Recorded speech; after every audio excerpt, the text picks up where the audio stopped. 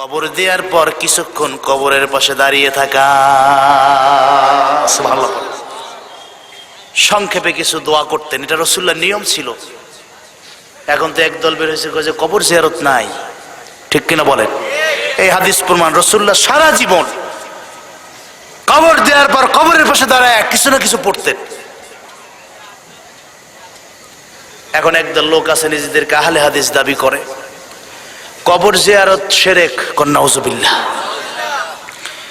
একজন তো ঘোষণাই দিছে যে আমি যদি সুযোগ পাই তাহলে রওজা শরীফ ভেঙে ফেলাম। কি জন্য যে মানুষ খামাখা সেখানে যায়, মানে রওজা শরীফটা তার কাছে মনে হয়েছে এটা অপ্রয়োজনীয়, কেন মানুষ সেখানে যাবে, সেখানে কি? তো কেউ একজন প্রশ্ন করছে সেখানে যাবে না, সেখানে পেয়ারা নবী ঘুমিয়ে আছেন। কয়ে কে বলছে? তিনি তো মইরা গইলা পয়সা শেষ হয়ে গেছে। এই ওয়াজ এই যুগে আমাদেরকে শুনতে হচ্ছে। কথা বলেন, ঈমান আছে? জোরে বলেন, আছে? এত বড় গর্ধব, রাসূলুল্লাহর শানে কথা বলতে মুখের লাগাম নাই, যা আছে তাই বলে। ছাইরা দিলেই তো হলো, কারণ ছেড়ে দিলেই তো হয়, মার্কেট পেতে সময় লাগে। আমি যদি এরকম দিয়ে একটা উল্টো কথা বলি, মিডিয়া আছে দেখবেন পরের দিনই আমারে সব মিডিয়ায় দেখাবে, এই হুজুর এই কথা বলছে। একবারে আমার মতো একজন নাখান্দা মানুষ মিডিয়ার চূড়ায় উঠতে বেশি সময় লাগবে না, শুধু এলোমেলো দিয়ে একটা কথা বললেই হয়। কথা কোন ঠিক কিনা? কিন্তু আমার পরিচিতি, আমাকে দুনিয়ার সব মানুষ চিনুক, এটা বড় বিষয় না, আমার ঈমান বড় বিষয়। বন্ধুরা আমার,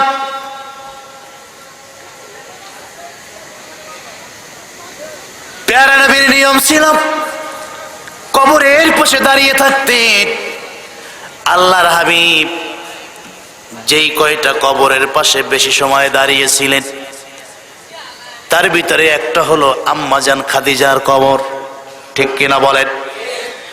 ইমাম উদ্দিন ইবনে কাসির রাহিমাহুল্লাহ বিদায় নেহের ভিতরে প্রমাণ করেন, আম্মাজান খাদিজাতুল কুবরা বলেছিলেন, নবীজি প্রথম মুসলমান আপনার হাতে হাত দিয়ে হয়েছি, আপনার কাছে বসে কবরের আযাবের কথা শুনেছি, বড় ভয় হয় কবর দেওয়ার পর আপনি যাবেন না, মুনকার নাকিরের প্রশ্নের জবাবে আমি যদি বেঁধে যাই, আমি নবী দাঁড়ায় থেকে একটু জবাবটা দিয়ে দিবেন। সুবহানাল্লাহ।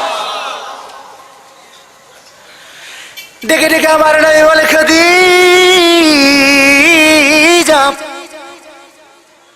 নিয়ম হলো কবর দেওয়ার পর বেশি সময় দাঁড়ানো যাবে না, যাতে করে মুনকার নাকির এসে খুব সহজে প্রশ্নের জবাবটা নিতে পারে। যত তাড়াতাড়ি পারো ব্যক্তির মৃত্যু হয়ে গেলে গোসল করাও, ছেলে বিদেশ আসে থাকুক, যত তাড়াতাড়ি সম্ভব লাশটাকে গোসল করাও, কাপড় পরাও, কবরের মধ্যে রেখে দাও। এর কারণ মানুষ কবর দেওয়ার পরে 40 কদম আসার সাথে সাথে মুনকার নাকির কবরের ভিতরে ব্যক্তিকে প্রশ্ন করতে শুরু করে দেয়। এবং এটাই উচিত, যত তাড়াতাড়ি আপনি কবরে রেখে চলে আসবেন, ও যত তাড়াতাড়ি জবাবটা দিয়ে দিবে, জবাব যদি সঠিক হয় সাথে সাথে কবরটা বেহেশতের বাগান হয়ে যাবে। তা আপনি কেন তাকে কষ্ট দিচ্ছেন? আপনি কি চান না তাড়াতাড়ি কবরটা বেহেশত হোক? কথা কর, চাই না? তা আটকায় রেখা, অ্যাম্বুলেন্সে রেখা, বরফ দিয়ে দরকার কি? সন্তান আছে, ছেলে আছে, মেয়ে আছে, দোয়া করতে বলবেন, কোরআন পড়তে বলবেন, ইস্তিগফার পড়তে বলবেন, যাতে করে আল্লাহ পাক তার মুনকার নাকিরের জবাবটা সহজ করে দেয়। যত তাড়াতাড়ি জবাব দিবে তত তাড়াতাড়ি জান্নাতের ব্যবস্থা করবেন কে? রাসূলুল্লাহ বলছেন, বেশি কষ্ট দিও না, দুনিয়ার উপরে রাখো না, তাড়াতাড়ি কবর দাও। মানুষ আমরা এত বোকা, মরার আগে তো সেলিব্রিটি ছিল, মরার পরেও তাকে সেলুট দেয়া লাগে, ফুল দেয়া লাগে, মালা দেয়া লাগে, মানে কি যে অবস্থা, শান্তি নাই মরার পরেও। আরে দুনিয়াতে তো গার্ড অফ অনার নিলা, সেলুট দিল পুলিশরা, কত কাহিনী করে, কত পথ করে, এমন ভাবে সেলুট দেয় মনে হয় যেন রাস্তার ধুলাবালি সব সেলুটে উঠতে থাকে, ঠিক কিনা বলেন? দুনিয়াতে যা নেওয়ার তো নিলাম, মরার পরে এটার এরকম থাবড়াথাবড়ি করে, আছে না নাই? ইসলামের শরীয়ত এটাকে কখনোই পছন্দ করে, বরং মারা যাবে সাথে সাথে খবর দেন আর ইস্তেগফার করেন, কান্নাকাটি করেন, আল্লাহ জবাবটা সহজ করে দাও। যদি তিনটা প্রশ্নের জবাব কোনো কায়দায় দিয়ে দিতে পারে, রাসূলুল্লাহ বলেন জান্নাত থেকে একটা জান্নাতি পোশাক তার গায়ে পরানো হবে, জান্নাতের সাথে কবরের যোগাযোগ করা হবে। মানুষটা নবুদুলা যেমন লাল গালিচায় 10 মিনিট 15 মিনিট 20 মিনিট আধা ঘন্টা থাকলে ঘুমায় পড়ে, ও একটা ঘুম দিবে, ঘুম থেকে জেগে দেখবে যে হাসরের ময়দান কায়েম হয়ে গেছে। রাসূলুল্লাহ বলেন নুম কানাউমাতিল আরুস, ফেরেশতাদেরকে বলা হবে যাও তাকে নবদুলার ঘুম পড়াও, বেহেশতি কার্পেট দিয়ে দিলাম, পোশাক দিয়ে দিলাম, বেহেশতের সাথে যোগাযোগ করে দিলাম। বান্দা দুনিয়াতে বহুত কষ্ট করেছে, অনেক কাজ করেছে, ও বড় ক্লান্ত, ওরে ঘুম পড়াও। সুবহানাল্লাহ কর। ঘুম যখন ভাঙবে, ঘুম থেকে উঠে দেখবে কিয়ামতের ময়দান কায়েম হয়ে গেছে। আল্লাহ রহমতের ফেরেশতারা লাল গালিচা বিছায়া তার জন্য অপেক্ষা করতেছে। ওঠো রে বান্দা, দেরি করো না, তাকাইয়া দেখো কবর থেকে জান্নাত পর্যন্ত রাস্তা হয়ে গেছে। وقال لهم خزنتها سلام عليكم طبتم فادخلوها। জান্নাত পর্যন্ত একটা দরজা রাস্তা হয়ে যাবে, আর দুই পাশের দাঁড়ানো ফেরেশতারা বলবে সালাম সালাম সালাম, শুধু লাল গালিচার মারহাবা। জান্নাতি ব্যক্তি কবর থেকে জেগে লাল গালিচার মধ্য দিয়ে হাঁটবে, দুই পাশে ফেরেশতাদের সালাম, রহমতের নবীর বেহেশতি জান্নাতি হাত ধরে ধরে বিনা হিসেবে জান্নাতে পৌঁছায়া দিবে। বন্ধুরা আমার, এই পৃথিবীতে আল্লাহ পাক দুইজন নারীকে সালাম দিয়েছিলেন। এই পৃথিবীতে আল্লাহ পাক দুইজন নারীকে সালাম দিয়েছিলেন। কয়জন? তার ভিতরে একজন হলেন আম্মাজান খাদিজা, আর একজন আম্মাজান আয়েশা রাদিয়াল্লাহু তাআলা আনহা। জিবরাইল যখনই আসতেন রাসূলুল্লাহর মাধ্যমে দুইজনকে সালাম দিয়ে দিতেন। হুজুর, আল্লাহ তাআলা আয়েশাকে সালাম দিয়েছেন, সুবহানাল্লাহ বলবেন না? কি গুণী মহিলা, কি ভাগ্যবান মহিলা। আমাদের মা বোন যারা, সালাম তো দূরের কথা, কি অবস্থা হয় আল্লাহই জানে, ঠিক কিনা বলেন? সহিহ বুখারীর হাদিস, আম্মা জান আয়েশা রাসূলুল্লাহর কাছে বসা, জিবরাইল আমিন আল্লাহর পক্ষ থেকে রাসূলুল্লাহর কাছে ওহী নিয়ে আসছেন। জিবরাইল এসে বলেন, ইয়া রাসূলুল্লাহ, আল্লাহ পাক আপনার পাশে বসা আয়েশাকে সালাম দিয়েছেন।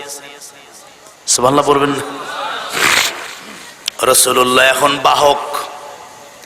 হুজুর বললেন, ও আয়েশা, ইয়া আয়েশ।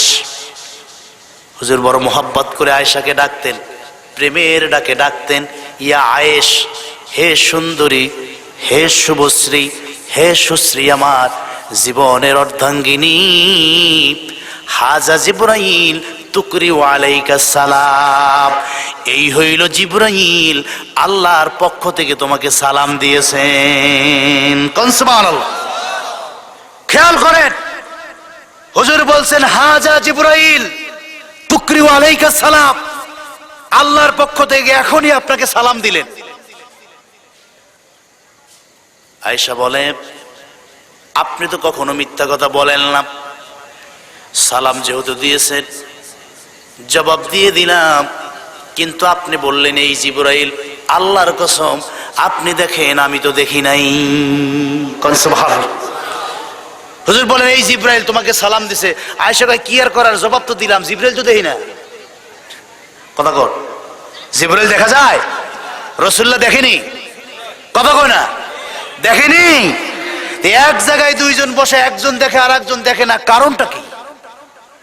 কারণ রাসূলুল্লাহ আমাদের মতো সাধারণ মানুষ, এটাও একটা আকীদা, ঠিক কিনা বলেন? কিন্তু একদল লোক কয়, হুজুর তো আমগো মতোই সাধারণ মানুষ। জোরে বলেন, জোরে বলেন। এইরকম আকীদার মানুষের সাথে আমি প্রতিদিন চলাফেরা করছি, কথা কোন না? এক মসজিদে থাকছেন, এক এলাকায় থাকতেছেন, সে মনে করে আমাদের মতোই মানুষ। কিন্তু আমরা সেটা মনে করি? আমরা মনে করি হাত ছিল, পা ছিল, চোখ ছিল, কান ছিল, নাক ছিল, দেখতে একজন মানুষের মতো হলেও আমার নবী আমাদের মতো সাধারণ নন। ঠিক কিনা বলেন? কোন দিক থেকে আমার নবীকে আমাদের মতো প্রমাণ করা যাবে না। আমার নবী রাহমাতুল লিল আলামিন, কখনো কোনোদিন কোনো মুহূর্তের জন্য তিনি আমাদের মতো নন। সহিহ বুখারীর থেকে একটা দলিল দেই, শোনেন। আল্লাহর নবী সওম বিসাল করতেন, একটানা 3 দিন রোজা পালন করতেন, খাইতেন মাত্র একদিন। কতক্ষণ? ধরেন যে আজকে সেহরি খেয়ে রোজা শুরু করলেন, পরের দিন ইফতার করতেন না, পানি পান করতেন না, সেহরি খেতেন না, এইভাবে না খেয়ে একটানা 3 দিন রোজা রাখতেন। কোন মারহাবা। এটাকে সওমে বিসাল বলা হয়, কিতাবুস সওমের মধ্যে এসে বুখারী। রাসূলুল্লাহর কিছু পাগল সাহাবী ছিল, অনেক বেশি আমার নবীকে ভালোবাসতেন। রাসূল যেটা করতেন তারাও সেটা করতেন। তারা সিদ্ধান্ত নিলেন, রাসূলুল্লাহ 3 দিন না খেয়ে রোজা রাখেন, আমরাও রাখবো। হুজুর রাখে, তাহলে আমরাও রাখি। কতক্ষণ? তা মোটামুটি একদিন এক রাত যাওয়ার পরে এখন তো দম যায়। কতক্ষণ না? আরে মেয়ে একদিন, এটা কি বাংলাদেশে? তো সৌদি আরব তাপমাত্রা আছে না নাই? কম না বেশি? তখন কি এসি ছিল? রাস্তায় বের হলে টপ টপ করে ঘাম বের হতো। সাহাবীদেরও পড়তো, আমার নবীরও পড়তো। আমার নবীটা ছিল মণিমুক্তার চেয়েও সুন্দর এবং সুঘ্রাণওয়ালা। সুবহানাল্লাহ।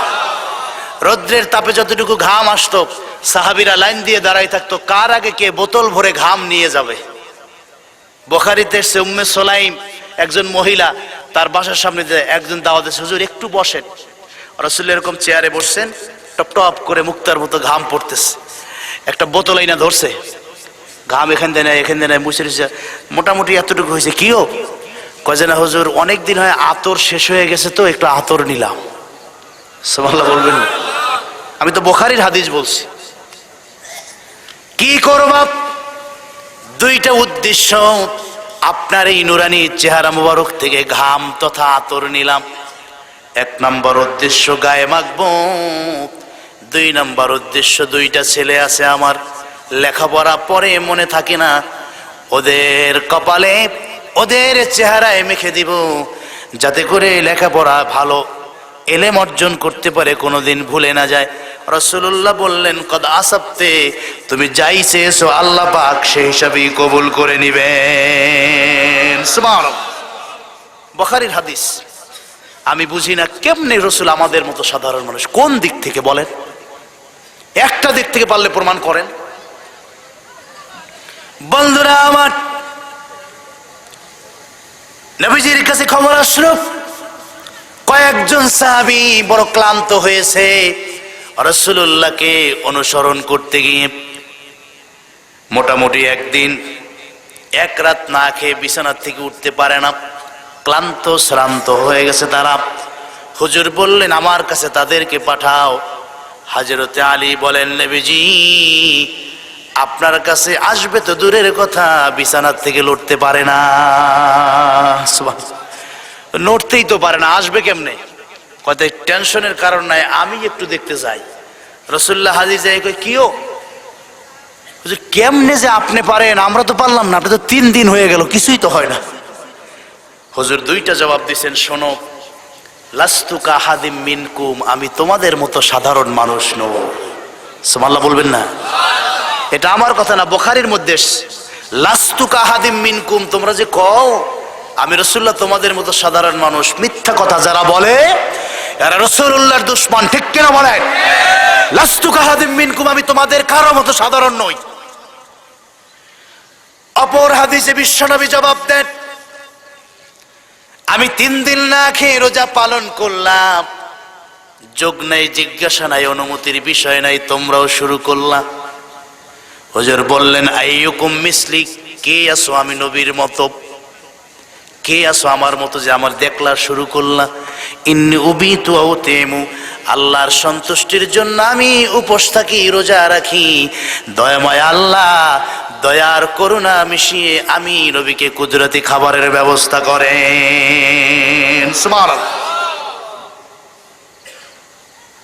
3 দিন কেন, 10 দিন, 20 দিন, 30, 50, 1 মাস, 6 মাসও যদি না খেয়ে থাকি, এক মুহূর্তের জন্য ক্লান্তি হব না, কারণ আমার মালিক আল্লাহ আমাকে পান করান এবং নিজে দায়িত্ব নিয়ে আমাকে খাওয়ান। সুবহানাল্লাহ। আমাদের মতো সাধারণ মানুষ নবীজি, যারা বলেন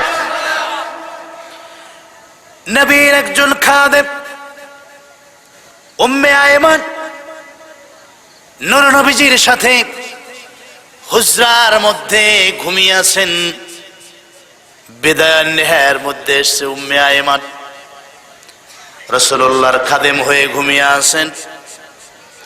গভীর রাত, নূরের নবীর নূরের পেশাব মোবারকের ব্যাগ হয়েছে। বন্ধুরা আমার নবীর নীতি ছিল রাতের বেলা অন্ধকারে ঘরের বাহিরে বের হতেন না, গর্তের ভিতরে পেশাব মোবারক করতেন না, কারণ গর্তের ভিতরে অন্ধকারে সাপ থাকতে পারে, বিচ্ছু থাকতে পারে। পেশাব পরে যদি সেটা বের হয়ে আঘাত করে দুর্ঘটনা ঘটতে পারে। নবীজি গর্তে পেশাব করতেন না, আর অন্ধকারেও পেশাব করতেন না। মধ্যরাতে পেশাব মোবারকের ব্যাগ হলো, তিনি ঘরের কোনে একটা পটের ভিতরে পেশাব করে রেখে দিলেন। মনে মনে খেয়াল করলেন সকালে বলবো দাসীকে তুমি এটা ফেলে দাও। আল্লাহর কুদরতের খেলা বোঝা যায় না। উম্মে আয়মানের পানির বড় তৃষ্ণা লেগে গেল। ঘুম ভেঙে পানি খুঁজতে লাগলেন। তিনি নাকের কাছে অনুভব করলেন ঘরের কোথাও হয়তো বা শরবতের ঘ্রাণ আসতেছে।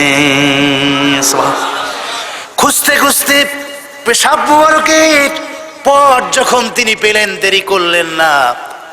মনে হয় যেন শরবতের ঘ্রাণ পেয়ে তৃষ্ণা দ্বিগুণ হয়ে গেছে। পুরোটা তিনি খেয়ে ফেললেন। বড় আরামের একটা ঘুম দিলেন। শেষ রাতে অনুভব হচ্ছে ঠোঁট থেকে এখনো সুগন্ধি যায় না।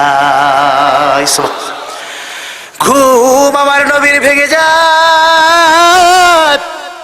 ডেকে ডেকে বলে উম্মে আয়মান কোথায় আছো? ওই ঘরের কোনায় তোমার নবীর পেশাব আছে, একটু ফেলে দাও। চোখের পানি ছেড়ে দিয়ে এমন কান্না শুরু করে দিয়েছে, নবী গো কোথায় পেশাব? আমি তো পেশাব পাই নাই। পটের ভিতরে বেহেশতি শরবত, জান্নাতি শরবত আমি পান করেছি। কোন সুবহানাল্লাহ। রাসূলুল্লাহ 2টা জবাব দিলেন। আল্লাহ নবী বললেন ও আমার সাহাবী, নবীর পেশাব মুবারক পান করেছো, কি কাজ তুমি করলা? কয় বিশ্বাস না হলে আপনার ওই নাকটাকে আমার মুখের কাছে আনেন। আল্লাহর কসম এখন আমার ঠোঁটের সাথে সুগন্ধি লেগে আছে। রাসূলুল্লাহ বললেন শুধু আজকেই না, যতদিন দুনিয়ায় বেঁচে থাকবা ততদিন এই ঠোঁট থেকে কোনোদিন সুগন্ধি শেষ হবে না। বন্ধুরা আমার, আল্লাহর হাবিব বললেন উম্মে আয়মান কদ আওজাবাকাল্লাহু আলাইহি জান্নাহ ওয়া হারামাকা আলাইহিন নার। আল্লাহ পাক তোমার জন্য জান্নাতকে ওয়াজিব করলেন, পেশাব পান করার কারণে জাহান্নামকে আল্লাহ হারাম করে দিলেন। সুবহানাল্লাহ। রাসূলুল্লাহ আমাদের মতো সাধারণ কথা কোন? আরে রসুল তো ননি, রসুলের পেশাবটাও কি সাধারণ? যারা বলেন কোনো কিছুই সাধারণ নন, কথা কোন ঠিক কিনা? এবার একটু বিজ্ঞানের দিকে আসি। ফেসবুক তৈরি হয়েছে কোন সনে? হ্যাঁ, ফেসবুক 4 আর 7 পাওয়া গেল। আর কেউ আছে মত? না, 2003 সনে। যিনি এই সফটওয়্যার তৈরি করেছেন তার নাম কি?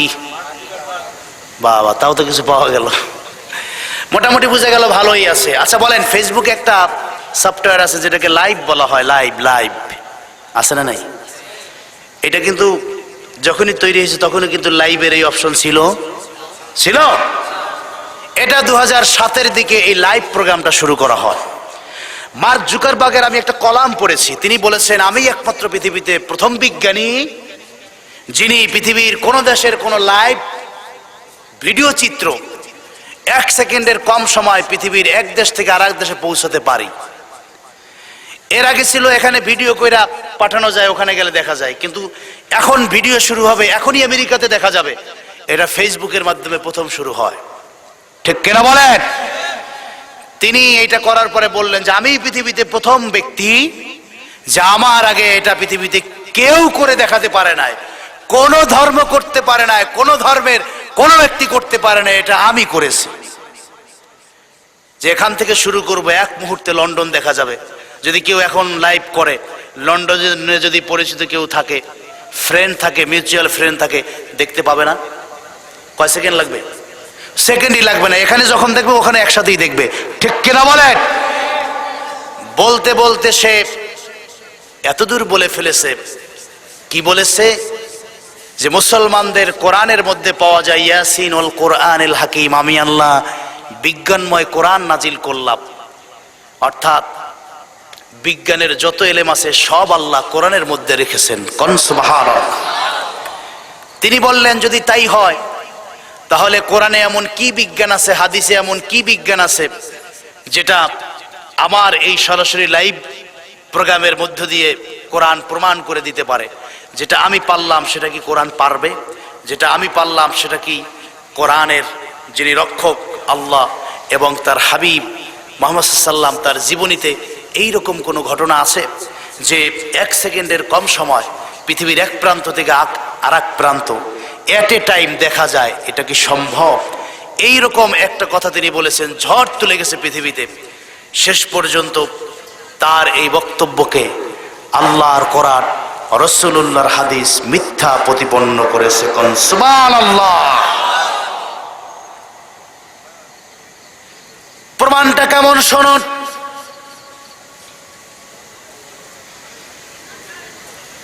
বিজ্ঞান যেটা এখন প্রমাণ করে দেখাচ্ছে, 1টি 2টি 5টি 7টি 10টি 15টি 100 500 তথ্য যা আমাদের কাছে আসে, বড় চমৎকার এবং সুন্দরভাবে আল্লাহ রাব্বুল আলামিন আজ থেকে 1500 বছর আগে বিজ্ঞানের এই সমস্ত নতুন আপডেট তথ্যগুলির কথা আল্লাহ পাক পবিত্র কোরআনে 1500 বছর আগে বলে দিয়েছেন। সুবহানাল্লাহ। এর কারণ হলো কোরআন হলো বিজ্ঞানময় কোরআন। শুধু বিজ্ঞানময় কোরআন নয়, জগতের সমস্ত বিজ্ঞানের জনক হলো আল কোরআন। এটাকে ফাদার অফ সায়েন্স বলা হয়, কারণ বিজ্ঞান এখন যা বলছে, নতুন নতুন যা তথ্য দিচ্ছে, আল্লাহ পাক 1500 বছর আগে সব তথ্যগুলি দিয়ে রেখেছেন। আল্লাহ পাক এই বিজ্ঞানময় কোরআনকে যার সিনার ভিতরে রেখে দিলেন, আল্লাহ পাক তার হাবিবের পরিচয় তুলে ধরলেন, ইয়াসিন ও আমার নবী ওয়াল কোরআনিল হাকিম। এই বিজ্ঞানময় কোরআনটাকে আমি আল্লাহ আপনার সিনার ভিতরে ঢুকাইয়া দিলাম। কোরআনটাই শুধু বিজ্ঞান নয়, বিজ্ঞানের জনক নয়, আপনার সিনায় এই কোরআন দিলাম, আমি আল্লাহ পাক আপনাকেও বিজ্ঞানের জনক বানায়া দিলাম। সুবহানাল্লাহ বলেন। তোলপাড় শুরু হলো পৃথিবীতে। মার্ক জুকারবার্গের মতো একজন ব্যক্তিত্ব 1 সেকেন্ডের কম সময় পৃথিবীর এক দেশ থেকে আর এক দেশের তথ্য পৌঁছাতে পারে। কত বড় বিজ্ঞানী তিনি! মুহাদ্দিসিনে কেরাম বুজুর্গানে দিন গবেষণা শুরু করে দিলেন এবং পরিষ্কার করে জানাই দিলেন, শোনো দুনিয়ার বিজ্ঞানীরা, তোমাদের বিজ্ঞানের power, power of science, power of authority, তোমাদের এই বিজ্ঞানের পাওয়ারের ক্ষমতা দুনিয়ার এক দেশ থেকে আর এক দেশে তোমরা 1 সেকেন্ডের কম সময়ে পৌঁছাইতে পারো। আমার নবী হলেন এই বিজ্ঞানের জনক, তোমরা তো এক দেশ থেকে আর এক দেশে পৌঁছাইতে পারো, অথচ আমার নবী রহমতের নবী শুধু এক দেশ থেকে আর এক দেশে নয়, জমিন থেকে আল্লাহর জান্নাত পর্যন্ত 1 সেকেন্ডের কম সময় আমার নবী সবকিছু পৌঁছাতে পারে।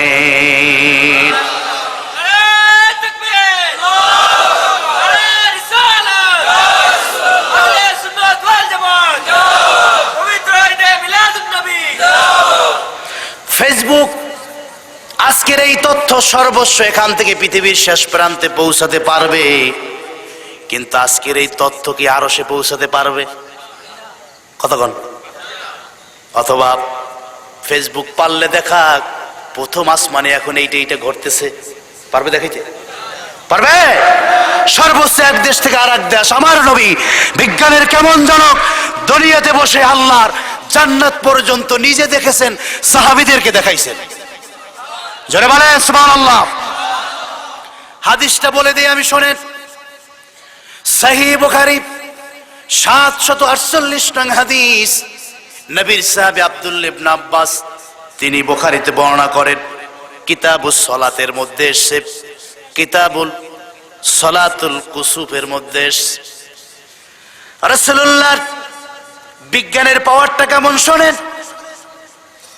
হাদিসের সে খাসাফাতিশ শামসু আলা আহদি রাসূলিল্লাহ, বিশ্বনবী মদিনার মসজিদ আল মুনাওয়ারায় আছেন, হঠাৎ করে মদিনার আকাশে সূর্যগ্রহণ লেগে গেল। হুজুর সাহাবীদেরকে ডাকলেন, শোনো আমার সাহাবীরা, দেরি করো না, চলো আমরা সূর্যগ্রহণের নামাজ আদায় করব। আব্দুল্লাহ ইবনে আব্বাস বলেন, আমরা মুহূর্তের ভিতরে কাতারবদ্ধ হয়ে দাঁড়ালাম। রাসূলুল্লাহ ইমামতির মুসাল্লায় দাঁড়ায় গেলেন, ইমামতি শুরু করলেন। সূর্যগ্রহণের নামাজ চলছে। আমি তো এমনি ছোট্ট মানুষ, আব্দুল্লাহ ইবনে আব্বাস চঞ্চল প্রকৃতির মানুষ, এখনো নামাজ ওরকম বুঝি না, কিন্তু পড়ি। মারহাবা কর। রাসূলুল্লাহর মুহাব্বত বুঝেছি, তার প্রেম বুঝেছি, ভালোবাসা বুঝেছি, যার কারণে 5-6 বছর থেকেই নামাজ ধরেছি।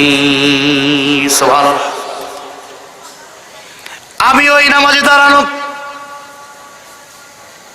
হঠাৎ করে নজর করে খেয়াল করে দেখি নামাজের ভিতরে কি একটা ঘটনা আল্লাহর নবী ঘটালেন। আমি একটু অবাক হয়ে গেলাম, এরকম নামাজ তো কোনোদিন দেখি নাই। কি নামাজ?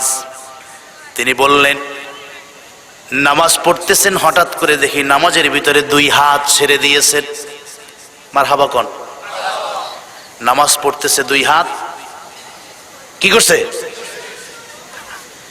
শুধু ছেড়েই দেন নাই, নজর করে দেখি কি জানি ধরবার চেষ্টা করতেছেন।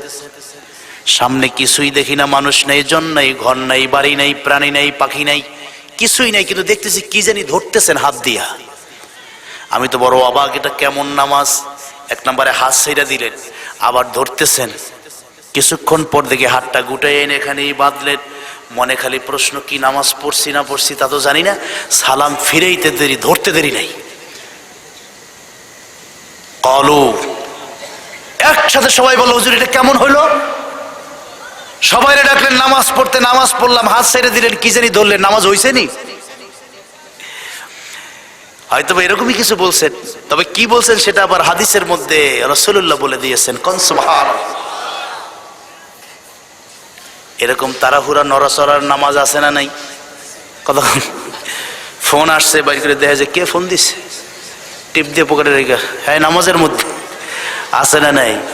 খুলনাতে গেলাম আমি, পিছনে আর একজন এই সামনে নামাজ পড়ে, ফোন আসছে, পকেট থেকে বের করে, হ্যালো আমি নামাজে আছি, 2 মিনিট পরে ফোন দাও। ভাবলাম বোধহয় নামাজ ছেড়ে দিয়েছে, না নামাজও তো সারে নাই, নামাজের মধ্যেই এই কাজ ঘটাইছে সে। দিব্যি নামাজ পড়তেছে, আমি তো নামাজ আমারটা নষ্ট হওয়ার কায়দা, যে কি দেখলাম এটা। পরে নামাজের পর ধরলাম যে ভাই ভুল করলেন নাকি? কইছে কি? এই যে নামাজের ভিতরে কথা বলেন আবার নামাজও পড়লেন। কইছে না ভুল করি নাই, এটা জরুরি ফোন আসছিল তো এই জন্য অল্পতেই তো কাইটে দিলাম, এতে কি নামাজ যায় নাকি? কি আজীব আমাদের ইবাদত, আমাদের নামাজ আছে না নাই? আর কি রুচি, এমন গান রিংটোন দিয়ে রাখে, 10 জনের নামাজ নষ্ট। আরে বেটা তুই একটু না হাম দে, তাসবিহ তাহলিল দিয়ে এমন গান লাগাইছে মনে করেন যে মসজিদ সহ সবাই নামাজ নষ্ট হওয়ার অবস্থা আছে না নাই? কমন সেন্স নাই মানুষের। সাহাবী প্রশ্ন করলেন, এমন একটা ঘটনা নামাজে দেখলাম, অবাক হয়ে গেলাম, এরকম নামাজ কোনোদিন দেখি নাই। হুজুর বললেন, কি দেখছো? সাহাবীরা বললেন, রাআইনাকা তানাওয়ালতা শাইআন ফি মাকামিক। মাশাআল্লাহ, খাবারের ঘেরানে লোকজন বাড়তেছে। সত্যি শুধু খাবারের ঘেরান না, হাদিস কোরআনের কথাও একটু একটু মজা লাগতেছে। মজা লাগেনি? কতক্ষণ খাবার মজা লাগুক আর না লাগুক, আল্লাহর কোরআনটা যদি কোনো কায়দায় একটু মজা লাগতে পারে, তাহলে এটাকে ওসিলা করে জান্নাত দিতে পারেন কে? জোরে বলেন কে? ওইটাই তো চাই, ঠিক কিনা বলেন? চাওয়া তো ওইটাই। বন্ধুরা আমার, হুজুর বললেন, নামাজে কি দেখেছো? সাহাবীরা বললেন, নামাজে দেখলাম রাআইনাকা তানাওয়ালতা শাইআন ফি মাকামিক। নামাজের দ্বারাই আপনি জানি কি ধরবার চেষ্টা করতেছেন। সামনে তো কিছুই দেখলাম না, কোনো কিছুই নাই, কি আপনি ধরবার চেষ্টা? সুম্মা রাআইনাকা তাকাকাতা, আবার দেখলাম হাতটাকে আপনি গুটায় আনলেন। এমন কেমন কেন করলেন? কোনোদিন দেখি নাই। বড় একটা প্রশ্ন হয়ে দাঁড়ালো, কেমন নামাজ আমরা পড়লাম? রাসূলুল্লাহ বলে, সাহাবীরা আমার, ভুল কিছু দেখো নাই, যা দেখেছো সঠিকই তোমরা দেখেছো, তবে পার্থক্য হইল আমি যা দেখি তোমরা তা দেখো। জোরে বলেন, কি দেখেছেন আপনি? রাসূলুল্লাহ বললেন, বুখারীর বর্ণনা, আমি নামাজে ছিলাম, ইন্নী উরিতুল জান্নাহ, দেখি আল্লাহর গোটা জান্নাত নবীর চোখের সামনে হাজির। সুবহানাল্লাহ। রাসূলুল্লাহ মিথ্যাও বলেন? কতক্ষণ বলেন? মাঝে মধ্যে আমাদের মতোই কেন? মানে আমরা তো বলি মাঝে মধ্যে, ঠিক কিনা বলেন? রাসূলুল্লাহ কি জীবনে কোনো মুহূর্তের জন্য, কোনো সেকেন্ডের জন্য মিথ্যা বলেছেন?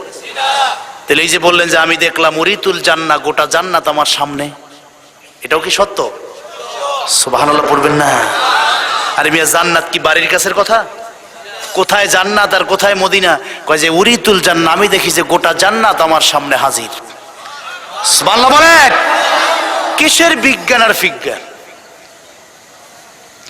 বন্ধুরা আমার, এখানেই শেষ নয়। আপনি হয়তোবা বলতে পারেন, হয়তোবা জান্নাতের একটা ছবি বুঝি নবীজি দেখছেন, কিন্তু হাদিসের পরের অংশ শুনলে আর অবাক হয়ে যাবেন। হুজুর ভাবলাম, বুঝলাম আপনি জান্নাত দেখেছেন, কিন্তু নজর করে দেখলাম কি জানি ধরবার চেষ্টা করতেছেন। নবী আমার বলে, সাহাবীরা আমার, আল্লাহর কসম করে বলি, শুধু আল্লাহর জান্নাতি দেখি নাই, আল্লাহর জান্নাতের আপেলের থোকা, আঙ্গুরের থোকা, কমলার থোকা আল্লাহ পাক আমি নবীর নাকের ডগায় তুলে ধরেছেন। কি মিষ্টি, কি স্বাদ, কি সুমিষ্ট এই ফল! আমি আর সহ্য করতে পারলাম না, আমি একটা আঙ্গুরের থোকা ধরে ফেললাম। সুবহানাল্লাহ। তানাওয়ালতু মিনহা উনকুদান, সহিহ বুখারীর বর্ণনা।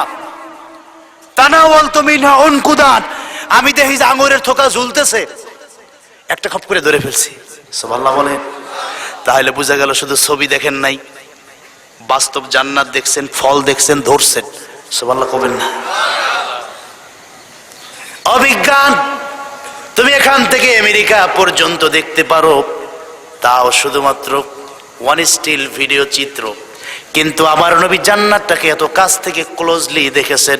শুধু জান্নাতই দেখেন নাই, জান্নাতের ফল হাত দিয়ে ধরেছেন। সুবহানাল্লাহ। নবী চিনল না এখনো, কয় যে আমাদের মতোই সাধারণ মানুষ। সেই নবী কবরে আছে না নাই? কতক্ষণ? তিনটা প্রশ্নের একটা প্রশ্ন আমার নবীকে নিয়ে, ঠিক কিনা বলেন? প্রশ্নটা হলো মান হাজার রাজুল, আমার নূরের নবীকে হাজির করা হবে, বলা হবে বলো তো এই লোকটাকে। সুবহানাল্লাহ।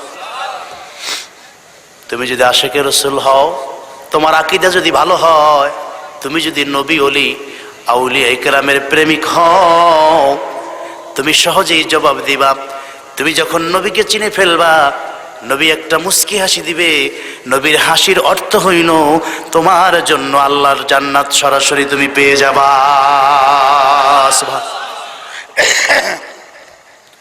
ময়রার পয়সা গইলে গেলে রাসূলুল্লাহ আসবে কেমনে কবরে? কতক্ষণ? মোল্লা আলী কারি প্রশ্ন করেছেন, বেয়াকুবরা বলে রাসূলুল্লাহ ভ্যানিশ হয়ে গেছে, যদি তাই হয় তাহলে মুমিনের কবরে রাসূল আসবে কেমনে? কতক্ষণ? রাসূলুল্লাহ মরে নাই, হায়াতুন নবী, এমনকি একটা চুল মোবারকের ক্ষতি করার ক্ষমতা মাটির নাই। সুবহানাল্লাহ। হুজুর ভ্যানিশ হওয়া তো বহুত পরের কথা, রাসূলুল্লাহ দেহ মোবারকের যে চুল মোবারক আছে ওটাকে স্পষ্ট করার ক্ষমতা আল্লাহ পৃথিবীর কোনো মাটিকেও দেন নাই। সুবহানাল্লাহ বলেন। কয় তোমরা মিলাদুন নবী পালন করে খালি খুশি খুশি, রাসূলুল্লাহ যেদিন মইরাও গেছে একটু কষ্ট লাগে না তোমাকে? বলি গাধা, রাসূলুল্লাহ মইরা গেছে তো আমরা কই না। কতক্ষণ? রাসূলুল্লাহ মরছে এটা আমরা বলি? রাসূল তো মরে নাই। মুসনাদে বাজ্জারের হাদিস শুনুন, হুজুর বলেন হায়াতি খায়রুল লাকুম ওয়া মামাতি খায়রুল লাকুম, আমার দুনিয়ার জিন্দেগিটা তোমাদের জন্য বড় কল্যাণের। কেমন কল্যাণ? আল্লাহ বলেন ওয়া মা কানাল্লাহু লিয়ুআযযিবা ওয়া মা কানাল্লাহু লিয়ুআযযিবা ওয়া আনতা ফীহিম। আপনি নবী কেমন করে জাতির জন্য কল্যাণ শোনেন, আপনি যতক্ষণ দুনিয়াতে আছেন উম্মতের মাঝে আছেন ততক্ষণ আমি আল্লাহ ঈসা মুসা ইহুদি খ্রিস্টান তাদেরকে যে আকাশ থেকে পাথরের বৃষ্টি বানিয়েছি, বানর বানিয়ে দিয়েছি, পানিগুলো রক্ত করে দিয়েছি, আমি আল্লাহ জমিন উল্টাইয়া হত্যা করেছি, ধ্বংস করেছি। আপনি নবী এত উম্মতের জন্য বড় কল্যাণ, আপনি থাকা অবস্থায় এই রকম গজব আমি আল্লাহ তাদেরকে দিব না। সুবহানাল্লাহ। কারণ আপনি উম্মতের জন্য বড় কল্যাণ। কোনদিন আপনার উম্মতের জন্য আসমান থেকে পাথরের বৃষ্টি আসবে না, জমিন উল্টে হত্যা করা হবে না। যতই পাপ করুক, সুদ খাক ঘুষ খাক, আছে না নাই? যেইভাবে বলছেন এই এলাকায় সুদখোর নাই, এত আসতে বলেন কে? ভয় পাচ্ছেন? কাল সকালে ফিডারি দিবে? হ্যাঁ, ভয় করে লাভ আছে? ভয় করতে হবে কাকে? শুধু বলছিল শনিবার দিন মাছ ধরো না, ইহুদিরা দুষ্টমি করে রবিবার দিন ধরছে, শনিবার আটকাই রাখছে, রবিবার ধরছে। আল্লাহ কইছে শনিবার ধরতাম না, ধরলাম না, কিন্তু বুদ্ধি করে জাল দিয়ে আটকাই রাখছে, রবিবার ধরছে। বানরামি হয়েছে না? আল্লাহর সাথে ফাইজলামি হয়েছে না? পরের দিন আল্লাহ সব বানর বানাই দিছে। কি একটা অপরাধ! এই দিন ধরো না, ধরবো না, আটকাই রাখছে, পরের দিন ধরছে। এটা কি খুব একটা বড় অপরাধ? কিন্তু আল্লাহ শাস্তি দিলেন কি? আর আপনি আমি কত কবিরা গুনাহ করি, নাউজুবিল্লাহ বলেন। বাবা মেয়ের সাথে জেনা করে, এরকম আছে না নাই? মাসের পর মাস, বছরের পর বছর, আরশ ভাঙা পড়ার কথা। কতক্ষণ ঠিক কিনা? এত বড় অপরাধের পরেও আমাদের উপরে কই আযাব গজব নাই? খালি মাঝে মধ্যে একটু ভূমিকম্প দিয়ে ঠেলা দেয় মাঝে মধ্যে আল্লাহ তাআলা। এর কারণ কি? কারণ রাসূলুল্লাহর উম্মত। সুবহানাল্লাহ পড়ে। আল্লাহ বলছেন ওমা কানাল্লাহু লিয়ুআযযিব ওয়া আনতা ফীহিম, আপনি শুধু উম্মতের মাঝে আছেন এই জন্য আমি আল্লাহ বড় গজব দিব না। সুবহানাল্লাহ। নেই বলেন হায়াতি খায়রুল লাকুম, আমার হায়াতের জিন্দেগিটা তোমাদের জন্য বড় কল্যাণকর। ও মামাতি খায়রুল লাকুম, মৃত্যুটাও তোমাদের জন্য কল্যাণের, দুঃখের না। কোন সুবহানাল্লাহ। দুঃখ এতটুকু যে হুজুর আমাদের থেকে আড়ালে গেছেন, থাকলে কত ভালো হইতো, কোটি কোটি টাকা দিয়ে খরচ করে যাই মদিনা যাই দেখে আসতাম। কিন্তু হুজুর একটু আড়ালে গেছেন, নাকি শেষ হয়ে গেছেন? হুজুর বলেন এই আমার যে আড়াল হওয়া এটাও তোমাদের জন্য কল্যাণের। কোন সুবহানাল্লাহ। কেমন কল্যাণের? তুমি মরে যাইবা, আমি যদি ভেনিশ হয়ে যাই, কবরের প্রশ্নের জবাব দিবে কে? কতক্ষণ? আমি যে তোমার জন্য মৃত্যুর পরে কল্যাণের হাউজে কাউসারের পানিটা পান করাবে কে? আমি যে আশেকের রাসূলদের এখনো দিদার দেই, আমি যদি ভ্যানিশ হয়ে যাই তাহলে দিদারটা কেমনে দিব? জালালউদ্দিন সৈয়দী 35 বার জাগ্রত অবস্থায় দেখেছেন। আমি শেষ হয়ে গেলে দেখবে কেমনে? ঠিক কিনা বলেন? রাসূল বললেন, শোনো, মৃত্যুর পরে আমি কতটা তরতাজা, কতটা তরতাজা। আমার ইন্তেকালের পরে, আমার প্রস্থানের পরে, পর্দা করার পরে আমার উম্মত যখন কোনো নেক আমল করে, দ্বীনের বিধান মেনে চলে, সেই আমলটা আমি রাসূলুল্লাহ রওজা মুবারক থেকে দেখতে পাই। আমি তার নেক আমল দেখে খুশি হয়ে যাই, হামিদুল্লাহ, আল্লাহর কাছে প্রশংসা আদায় করতে থাকি। আমার উম্মতটা বড় ভালো, সে আমার ইন্তেকালের পরে সে ভালো কাজ করতেছে।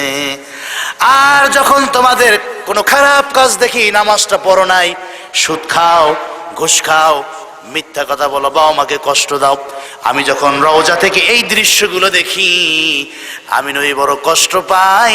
কষ্ট পাওয়ার পরেও বরদোয়া দেই না, বরং তোমাদের এই পাপের জন্য রওজা মুবারকে থেকে আল্লাহর কাছে তোমাদের জন্য ক্ষমা চাইতে থাকি।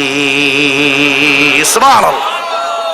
মৃত্যুর পরে আমি দেখি, ভালো আমলটাও দেখি, খারাপটাও দেখি।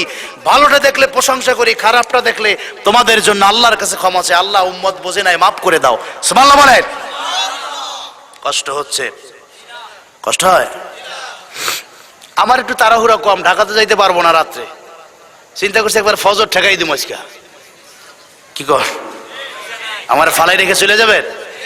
যাইবেন? আমি তো ধর্ম নাই মাঝে, এই মিয়া কই যান, আমারে লইয়া যাও, আমি তো মেহমান। ঠিক কিনা বলেন? তা মেহমানরে ফালাই আপনি যাবেন কোথায়? এই খাবার আজকে সারাই তো দেওয়া হবে না, দেখবো মোহাব্বত কার কদ্দুর আছে, পাওয়া যাবে তো না? আওয়াজে বোঝা যায় না যে আপনি হুজুর ওয়াজ করেন, এক সময় দেখবেন যে মাঠ ফাঁকা, এরম নেই।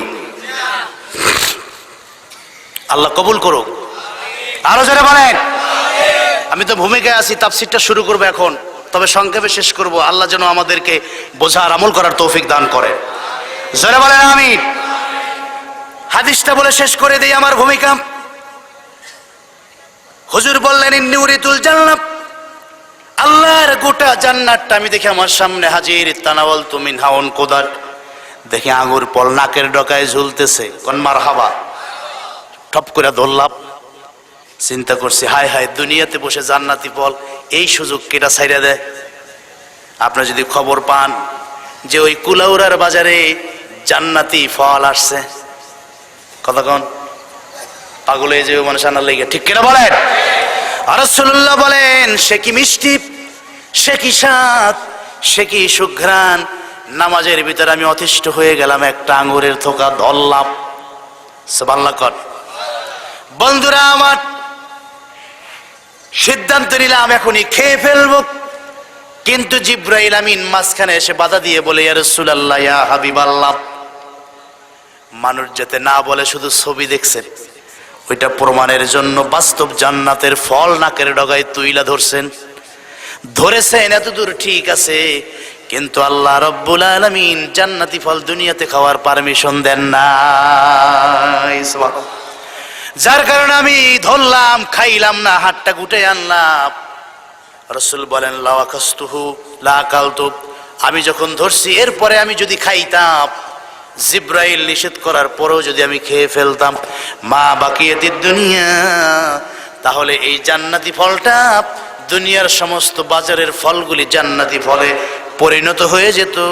কিয়ামত পর্যন্ত এই ফল শেষ হইত না। তাহলে রাসূলুল্লাহ বিজ্ঞানের জনক, ঠিক কিনা বলেন? বিজ্ঞান দেখে এক দেশ থেকে আরেক দেশ, আমার নবী দেখে জমিন থেকে আল্লাহর জান্নাত। কোন মারহাবা।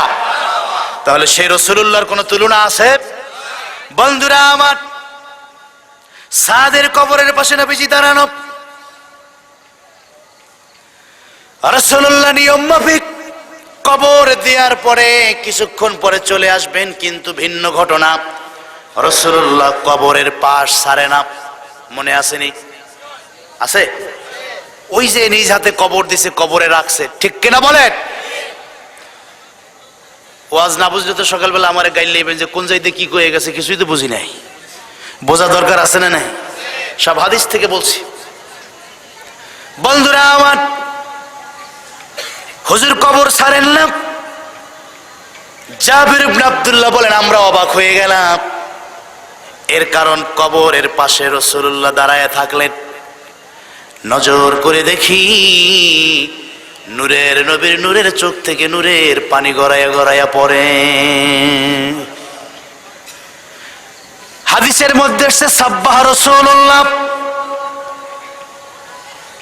কবরের পাশে দাঁড়িয়ে আমার নবী তাসবিহ পাঠ করতে শুরু করলেন। সাব্বাহনা তাবিলান মাহু। আমরা কি করব? আমরা যারা পিছনে, আমরাও দাঁড়ায়া দাঁড়ায়া তাসবিহ পাঠ করতে শুরু করলাম। 1 মিনিট, 2 মিনিট, 5 মিনিট, 10 মিনিট নয়, তাবিলান, দীর্ঘ সময় শুধু তাসবিহ বললাম। কারণ রাসূলুল্লাহ তাসবিহ পড়ে আর চোখের পানি ছেড়ে কাঁদে।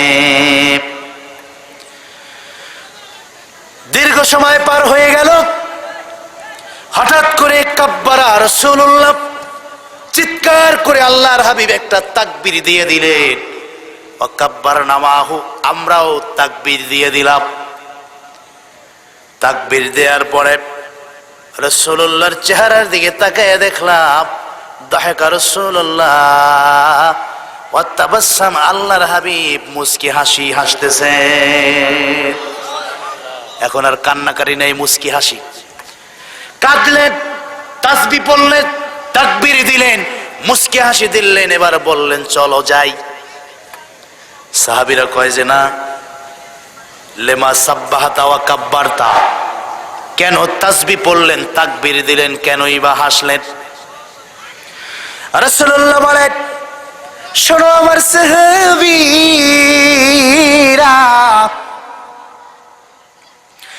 আমার সাথে আল্লাহর এমন একজন প্রিয় বান্দা মৃত্যুর সাথে সাথে আল্লাহর আরশ কেঁপে উঠেছে। মৃত্যুর সাথে সাথে আল্লাহ রহমতের সব দরজা খুলে দিয়েছে। ওয়াশাহিদাহু ৭০ আলফাম মিনাল মালায়েক। আমি নবী যখন জানাজা পড়িয়েছি, তার জানাজায় আল্লাহর আরশে আজিমের ৭০,০০০ নূরের ফেরেশতা অংশগ্রহণ করেছে। মর্যাদা কম না বেশি? হুজুর বুঝলাম, কিন্তু কাঁদলেন কেন? নবী আমার বলে শোনো, হাজ আব্দুস সালেহ, আমার সাত নেককার, এই সাতকে যখন কবরে রাখলাম, কত্তাদায়া কালা হাজ আব্দুস সালেহ, নজর করে দেখলাম কবরের দুই পাশের মাটি তাদায়াক, দুই দিক থেকে সংকীর্ণ হয়ে আমার সাতকে চাপ দেওয়ার জন্য প্রস্তুতি নিয়েছে। এই মর্যাদার একজন সাহাবী রাসূলুল্লাহ দ্বারাই দেখতেছি কত্তাদায়াক, তার কবরটা আস্তে আস্তে ছোট হয়ে যাচ্ছে। জগতের সবাই মানতে পারলেও রাহমাতুল লিল আলামিন এই দৃশ্য কোনোদিন মেনে নিতে পারে না। কারণ আল্লাহ রাব্বুল আলামিন আমি নবীকে রাহমাতুল লিল আলামিন বানিয়েছেন। সুবহানাল্লাহ বলেন। রাসূলুল্লাহ রাহমাতুল লিল আলামিন, এই নিয়ামত আমার নবীকে দিয়েছেন কে? সবাই ফেলে রেখে চলে যেতে পারে, আমার নবী উম্মতকে বিপদে ফেলে চলে যেতে পারে? জোরে বলেন। আমার সাথ চিৎকার শুরু করেছে, ভয় পেয়ে গেছে আমার সাথ, কবরের মাটি চাপ দেওয়ার উপক্রম হয়েছে। আমি রাসূলুল্লাহ এই মুহূর্তে কি করতে পারি? আমি আমার সাদের মুক্তির জন্য, কবরের আযাব থেকে মুক্ত করার জন্য আমি আল্লাহ রাব্বুল আলামিনের তাসবিহ পাঠ করতে শুরু করে দিলাম। সুবহানাল্লাহ। দীর্ঘ সময় তাসবিহ পড়লাম, আল্লাহ গোলামির প্রমাণ দিতে লাগলাম, আল্লাহর প্রশংসা করতে লাগলাম। শোনো আমার সাহাবীরা, চোখের পানি ছেড়ে ছেড়ে সাদের জন্য কাঁদলাম, তাসবিহ পাঠ করলাম। আমার আল্লাহ তার প্রশংসামূলক এই তাসবির বদৌলতে আমার সাদের কবরকে শুধু বড়ই করেন নাই, 10 দুনিয়া সমান জান্নাতি নিয়ামত দিয়ে ভরপুর করে দিয়েছে। চিৎকার করে বলেন আল্লাহু আকবার। দীর্ঘ সময় তাসবিহ বললাম, আল্লাহর প্রশংসা আদায় করলাম, কৃতজ্ঞতা আদায় করলাম। আল্লাহ ফররাজাল্লাহু আন, কবরকে আল্লাহ পাক বড়ই করে দিলেন না, বরং 10 দুনিয়া সমান একটা জান্নাতের নিয়ামত দিয়ে দিলেন। সুবহানাল্লাহ। আমি নবী তাকবীর দিয়ে খুশি হয়ে গেলাম, বেহেশতি হাসিটা আমি হাসলাম। শোনো আমার সাহাবীরা, আল্লাহর তাসবির এত দাম, ওই দিন থেকে প্রতি নামাজের মধ্যে উম্মতের জন্য তাসবিহ পড়াকে সুন্নাত বানায়া দিলাম। সুবহানাল্লাহ। 33 বার করে তাসবিহ আছে না নাই? জোরে বলেন। রাসূলুল্লাহ বলেন প্রত্যেক নামাজের পরে সুবহানাল্লাহ সুবহানাল্লাহ, আলহামদুলিল্লাহ আলহামদুলিল্লাহ, আল্লাহু আকবার আল্লাহু আকবার 34 বার করে, এই 100 বার তাসবিহ আছে না নাই? রাসূলুল্লাহ বলেন তাসবির দ্বারা আল্লাহ পাক কবরের আযাবের সংকীর্ণ কবরকে আল্লাহ বড় করে দিয়েছেন। আমি এই তাসবিহকে নামাজে যুক্ত করে দিলাম। যদি তোমরাও পড়ো, মসজিদে পড়ো, মাহফিলে পড়ো, নামাজের ভিতরে পড়ো, আল্লাহ কবরের এই কঠিন বড় আযাব থেকে তোমাদেরকে মাফ করে দিবেন। কোন সুবহানাল্লাহ।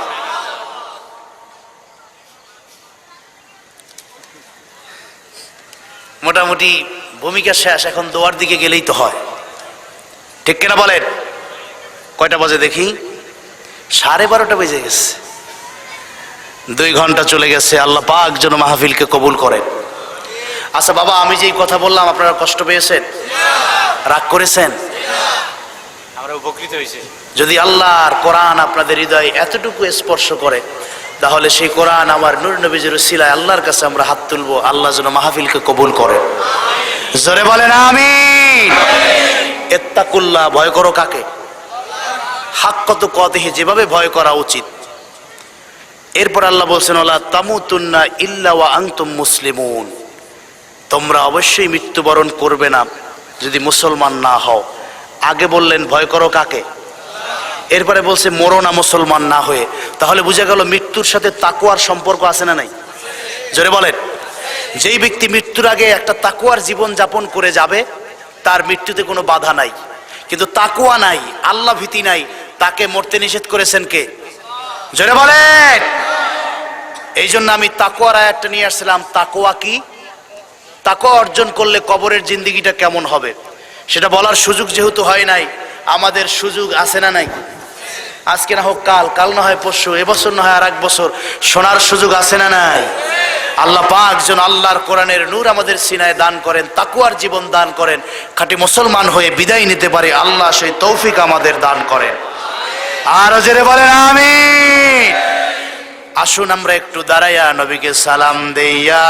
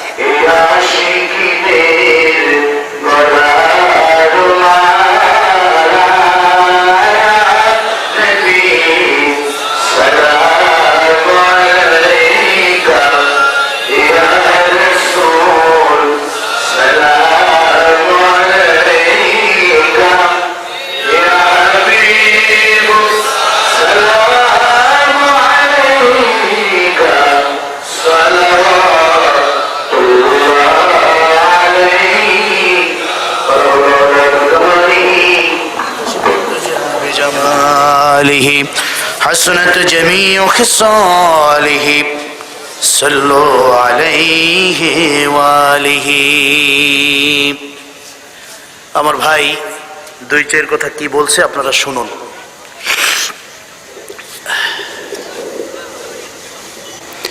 এবং নবীজির সুন্নাত অনুযায়ী একটু তাবারক গ্রহণ করবেন।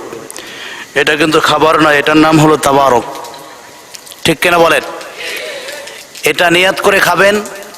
যে কোনো অসুখ বিসুখ বিপদ আপদ থেকে হতে পারে এই বরকতের উসিলায় আল্লাহ আপনাকে মুক্ত করবেন এবং রোগ থেকে আল্লাহ বাঁচায় দিবেন। এই জন্য মোনাজাতের পরে একেবারে বিনয়ের সাথে যেভাবে বসলে সুন্দর করে খাবারটা সার্ভ করা যায় সেভাবে বসবেন, ওনারা আপনাদের মেহমানদারি করবেন। আসুন আমরা সবার জন্য দোয়া করব। বিশেষ করে যারা কবরবাসী আছেন তারা আমাদের কাছে দোয়া পাও না, আমরা প্রতিনিয়ত তাদের জন্য দোয়া করব। কারণ তারা নেক আমলও করতে পারে না, বদ আমলও করতে পারে না, তারা খুব কঠিন পরিস্থিতিতে আছে। আমাদের আপনজন যারা কবরবাসী আমরা তাদের জন্য দোয়া করব। আল্লাহ যেন কবরবাসীদের জন্য এই মাহফিলকে আল্লাহ যেন নাজাতের ওসিলা বানায় দেন। প্রবাসীদের জন্য দোয়া, অসুস্থদের জন্য দোয়া, পুরুষ এবং নারী যে যেখানে আছেন, হাসপাতালে ভর্তি আছেন, বিভিন্ন জায়গায় আছেন, অনেকে দোয়া চেয়েছেন। আমরা সার্বিক সবার জন্য দোয়া, যারা অংশগ্রহণ করেছেন, অর্থ দিয়েছেন, শ্রম দিয়েছেন, সময় দিয়েছেন, উপস্থিত হয়েছেন, আমরা সবার জন্য দোয়া করি। আল্লাহ পাক যেন প্রত্যেকের মনের নেক আশা পুরা করে দেন। আল্লাহুম্মা আমিন। বিহুরমাতি সাইয়্যিদিল মুরসালিন রব্বানা যালামনা আনফুসানা ওয়া ইল্লাম তাগফির লানা ওয়া তারহামনা লানাকুনান্না মিনাল খাসিরিন। রব্বুল আলামিন, রাত যত গভীর হয়, দুনিয়ার অফিস আদালতগুলি বন্ধ হয়, রাত গভীর হওয়ার সাথে সাথে তোমার দয়া করুণা রহমতের দরজা বান্দার জন্য খুলে যা। করুণার প্রত্যাশী তোমার গোলাম শীতকে উপেক্ষা করে বেহেশতের বাগানে বসে আছে গো আল্লাহ। কোরআনের টানে নবীর মোহাব্বত প্রেমে উজ্জীবিত হয়ে ওলিদের নেক নজরে আয় আল্লাহ, যারা এই বেহেশতের বাগানে এই গভীর রাতে বসে আছে, দয়া আর করুণার নজর দিয়ে তাকাও, গোলামদের ভিক্ষার হাত দুখানা কবুল করে নাও। রব্বুল আলামিন, আমার আল্লাহ, এই দুনিয়ায় মানুষের কত পরিচয়, কেউ বা ডাক্তার, কেউ বা ইঞ্জিনিয়ার। আমি বলি এগুলো আমাদের আসল পরিচয় নয়, আমাদের আসল পরিচয় আমরা গুনাহগার। বহু নামাজ জীবনে সারলাম, বহু রোজা জীবনে সারলাম, বহু মিথ্যা কথা জীবনে বললাম, গীবত করলাম, আয় আল্লাহ মানুষের হক নষ্ট করলাম, জুলুম করলাম, জবরদস্তি করলাম রে আল্লাহ। আয় আল্লাহ তাআলা, এমন আমার অপরাধ এই জীবনে আছে সমাজের মানুষ জানলে আর মুখ দেখানো যাবে না। সব গুনার কবর তুমি জানো, বান্দাকে এত বেশি ভালোবাসো, গুনার খবর জানিয়াও গোপন করে দিয়েছো, কাউকে জানাইয়া দাও না। স্বামীর অপরাধ স্ত্রী জানে না, জানলে অনেক ক্ষেত্রে বিবাহ টিকবে না। বাবার অপরাধ সন্তান জানে না, জানলে বাবা বলে ডাকতে শরম পাবে। শিক্ষকের অপরাধ ছাত্র জানে না, নেতার অপরাধ কর্মী জানে না, ইমামের অপরাধ মুসল্লিরা জানে না। তুমি যেমনি গোপন করেছ, তেমনি গোপনেই গোপনেই এই বেহেশতের বাগানে জীবনের গুনাহ মাফ করে দিও। বেহেশতি জান্নাতি বানায়া বেহেশতের বাগান থেকে ঘরে ফিরাইও। জানি না কার জন্য, জানি এই বছরের এটাই জীবনের শেষ মাহফিল। বেঁচে থাকলে আবার আগামী বছর হবে, কোনো গ্যারান্টি নাই রে আল্লাহ। একবার যখন জান্নাতের বাগানে বসিয়েছ, জান্নাতের টিকিট নিয়ে ঘরে ফিরায়। মনে পড়ে গেল 10 মাস 10 দিন যেই মাকে কষ্ট দিয়েছি, রাতের পর রাত সন্তান গর্ভে দেখে লাথি মেরে মায়ের আরামের ঘুম ভেঙে দিয়েছে। বহু রাত মা নামাজে দাঁড়িয়েছে, সন্তানের পায়ের আঘাতে পেটের বেদনায় নামাজ আর হলো না। যাও খেয়েছিল বমি দিয়ে দিয়ে ফেলে দিয়েছে মা। তুমি আর আমি মায়ের কলিজায় লাথি মেরে দুনিয়ায় আসলাম। বহু মা সন্তান জন্ম দিতে গিয়ে দুনিয়ার থেকে বিদায় নিয়ে গেছে। এক একটা সন্তান প্রসব করা, এক একটা মৃত্যুর যন্ত্রণা সহ্য করা। তুমি বুঝবা না সন্তান, তোমার সন্তান সম্ভবা স্ত্রীর পাশে তুমি একটু থাইকো, তার কষ্ট দেখে বুঝে নিও তোমার মাও কত কষ্ট করেছে। আজকে তুমি বড় হয়েছো, মাঝে মধ্যেই মাকে ধমক দাও, মা বৃদ্ধ হয়ে গেছে। না রে না, মা বৃদ্ধ হয়ে যায় নাই, বরং জান্নাত তোমার ঘরে ছায়া হয়ে আছে। মায়ের খেদমত করে দুনিয়াতেই বসে জান্নাতের টিকিটটা নিয়ে নাও। পাটা ধোয়াইয়া দাও, অজু করাইয়া দাও, খাবারটা খাওয়াইয়া দাও। বাজারের ভালো ফল এনে কাছে বসিয়ে কোষগুলি খোয়া খোয়া মায়ের মুখে তুলে দাও। ঘর থেকে বের হওয়ার সময় মাথাটা এগিয়ে দিয়ে দোয়া নাও, কদম বসি করে মায়ের পা ধরে দোয়া নিয়ে যাও। জানিয়া রাখিও সন্তান, মা খুশি আল্লাহ খুশি, মা বেজার আমার আল্লাহ বেজার। ওই রকম জান্নাতি মা কার জানি দুনিয়ায় নাই। সন্তান হাত তুলেছে, চোখের পানি ছেড়েছে, কান্নার ভান করে বসে আছে। আয় আল্লাহ, সন্তানের কান্না চোখের পানি মায়ের জান্নাতের ওসিলা বানায়। বাবার সম্পদ ভোগ করছি, জীবনের সব মুনাজাতে বাবা আর মা দোয়া করে গেলেন, আল্লাহ সন্তানকে ভালো রাখিও। সেই বাবা যার কবরবাসী, মাফ করে জান্নাতের মেহমান বানায়। এখনো যাদের ওই বেহেশতের উসিলা বাবা মা ছায়া হয়ে ঘরে আছে, সংসারে আছে, আল্লাহ গো নেক দীর্ঘ সুস্থ হায়াতে রহমত নাজিল করিও।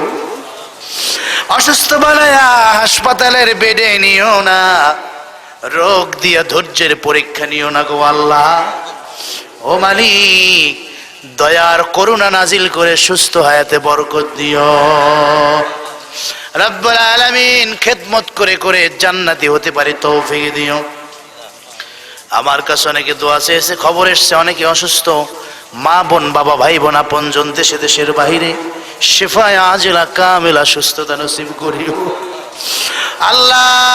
অনেকেই প্রবাসী কোরআনের মাহফিলে অংশগ্রহণ করেছে গো আল্লাহ, আমার ভাইদেরকে আয় আল্লাহ বিদেশের বাড়িতে নিরাপদে রাখিও। কাজকর্ম চাকরিতে ব্যবসায় বরকত দিও। আয় আল্লাহ তাআলা দুনিয়ার কর্ম আয় আল্লাহ জান্নাতে যাওয়ার ওসিলা বানায়ো। রব্বুল আলামিন এই মাহফিল যুবকেরা খেটেছে, বৃদ্ধ বাল বনিতা সবাই খেটেছে, উপস্থিত হয়েছে। বিশেষ করে যে নামগুলি বলা হলো, আয় আল্লাহ প্রত্যেকের মনের নেক আশা পুরা করে কবুল করে নিও। আয় আল্লাহ এলাকার মানুষ চিরদিন থাকবে না, আমরা থাকবো না, আয় আল্লাহ কোরআনের মাহফিল হয়তোবা বেঁচে থাকবে। রব্বুল আলামিন অনেকেই ছিলেন আজকে যারা কবরবাসী, আয় আল্লাহ মাহফিলকে কবরবাসীদের নাজাতের ওসিলা বানায়া দাও। আমাদের বংশে কিয়ামত পর্যন্ত কোরআন প্রেমিক বানায়া দিও। আমাদের বংশে নবী প্রেমিক সন্তান দিও। আমাদের বংশে কিয়ামত পর্যন্ত হজ জারি করে দিও। যেই ছেলেগুলো খাটলো, যারা অর্থায়ন করলো, শ্রম দিল, আয়োজন করলো, আলেম ওলামাদেরকে দাওয়াত দিয়ে সম্মানিত করলো, আয় আল্লাহ গোটা খেদমতকে জান্নাতের ওসিলা বানায়া নিও। জানি না কোন দিন জানি রে মৃত্যুর পরোয়ানা জারি হয়ে যা। জুমাবারে রমজান মাসে মৃত্যু পাঠায়, মৃত্যুর আগে জীবনের গুনাহ মাফ করে দিও। সোনার মক্কা মদিনা নিও, প্রেমের মদিনা যাওয়ার সুযোগ দিও। আয় আল্লাহ তাআলা মৃত্যুর বিছানায় বেহেশতের কালিমা জবানে জারি করে দিও, লা ইলাহা ইল্লাল্লাহু মুহাম্মাদুর রাসূলুল্লাহ সাল্লাল্লাহু আলাইহি ওয়া সাল্লাম। আসসালামু আলাইকুম ওয়া রাহমাতুল্লাহ।